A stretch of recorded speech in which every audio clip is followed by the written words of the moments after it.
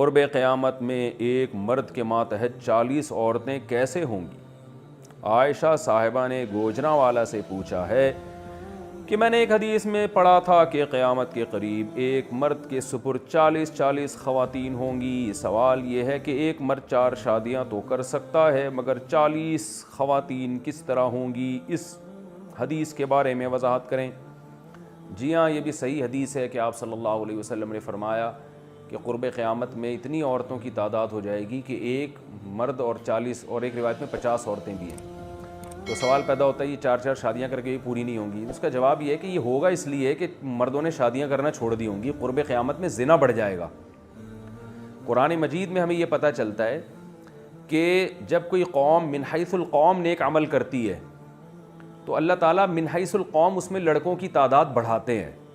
جیسے نوح علیہ الصلاۃ والسلام نے اپنی قوم سے کہا تھا کہ تم توبہ کرو، گناہوں سے بچو، یمددکم باموال وبنین، اللہ تمہیں مال سے اور بیٹوں سے طاقت دے گا، یعنی نرینہ اولاد کا ریشو بڑھائے گا۔ دیکھیے کسی فرد واحد کے ہاں زیادہ بیٹیاں ہونا یہ اس شخص کے گنہگار ہونے کی بالکل بھی دلیل نہیں ہے۔ بہت بڑے بڑے بزرگان دین ہیں جن کے بیٹیاں زیادہ ہیں، بیٹے ہوا ہی نہیں ان کے۔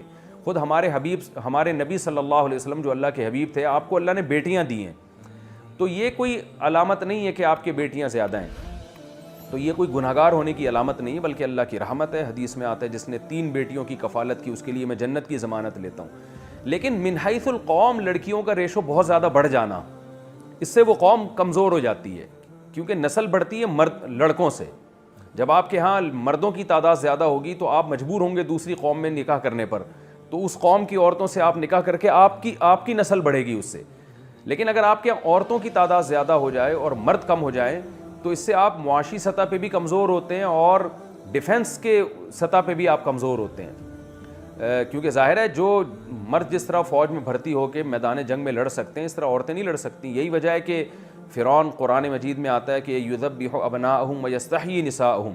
فرعون کیا کرتا تھا؟ بنی اسرائیل پہ جب ظلم کرتا تھا تو مردوں کو قتل کرتا تھا اور عورتوں کو چھوڑ دیتا تھا، کیونکہ اس سے وہ قوم من حیث القوم کمزور ہو جاتی ہے۔